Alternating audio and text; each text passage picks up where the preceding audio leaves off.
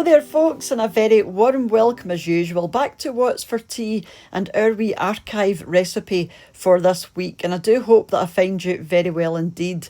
And this was one of the first recipes or dessert recipes that I done, and this one is from about 8 years ago, and I can see a vast improvement, you know, compared to how I do my videos now.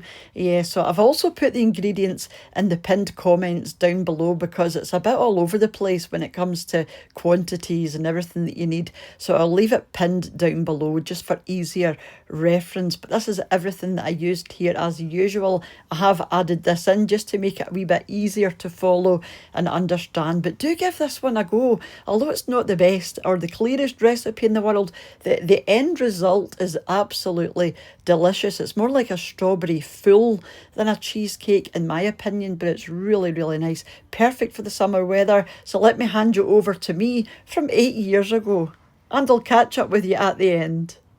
First thing you want to do, guys, is get your biscuits ready. This is going to be your base. So pop your digestives into a Ziploc bag. I always put mine in between, you know, a dish towel, just to prevent the bag from getting burst, because believe me, it's happened more than once and it's an absolute mess. You don't want to hit them too hard because they're quite soft biscuits anyway, but it might take you a good few minutes just to get them into a fine crumb like this. You want to get them as small as you can, you know, because they are going to be the base of your dessert, and if they're too big, they're not going to stick together. You can do that in a blitzer as well if you like, if you've got a processor. I just like doing it by hand. I think it's quite good fun. So pop your biscuits into the bottom of a bowl, guys, and you want to add to that your melted butter. And just give it a good whisk or good mix in. Just make sure everything's thoroughly coated. I'm going to be using 2 individual pans, guys. These are 4-inch springform tins, but if you want, you can use one big 8-inch springform tin. This is going to feed 4 people anyway, so you know, it's up to you how you do it. So you just want to press your biscuit base into the bottom, just half it in 2. It'll easily go between the 2, and it'll be the perfect amount. Just like that. Just make sure they're well pressed down. You can use your fingers if you like. And then you're going to get your gelatin soaking. So just pop your 2 sheets of gelatin in some cold water and set them aside for the time being.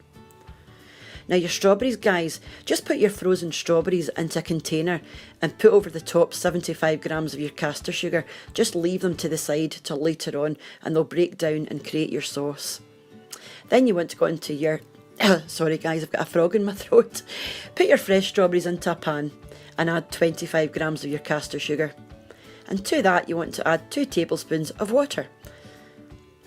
And just simmer them, guys, until they start to break down. You want these really soft because these are going to go into your filling. You'd probably give them about 15 minutes. I gave these ones about 15 minutes. Don't whack them up too high because you don't want to, you know, burn the sugar or anything. Just let them simmer away.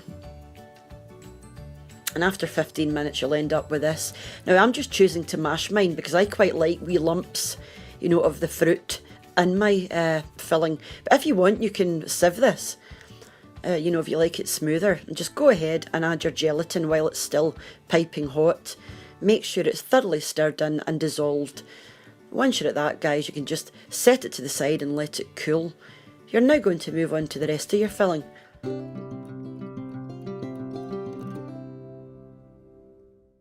Mix that well, just give it a good beat till it's all thoroughly combined and smooth.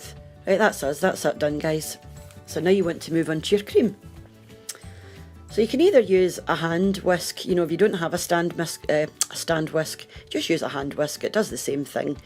And just whisk for a few minutes until it gets firm. Because you do want it quite firm because you're going to add your other ingredients, so that's going to loosen up somewhat. So once you're at this stage, guys, that's you. You want it nice and stiff.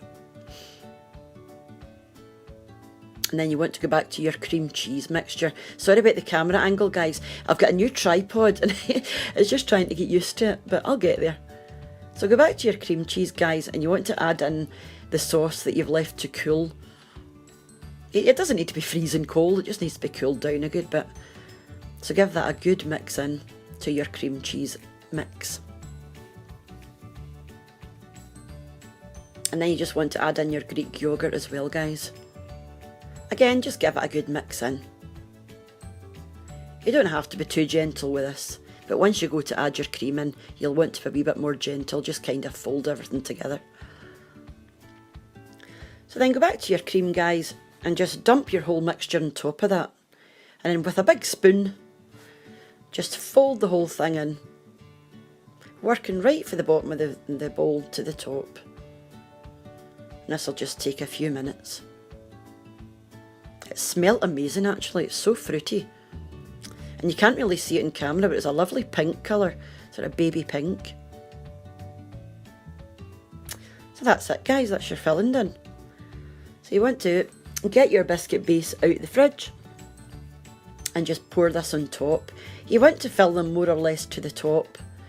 We're going to be popping some strawberries on at the end, so you don't want them, you know, come right to the top. Just leave a wee tiny bit at the top so you can put your strawberries in as well. And then you want to chill this overnight, guys, if you can. But if you're pushed for time, at least 6 hours, because you don't want to, when you take your mould off, you don't want the whole thing collapsing. So this is the next day for me. And they're lovely and chilled. So this is the strawberries and the sauce. And like, you know, it's created a lovely sort of syrup as well.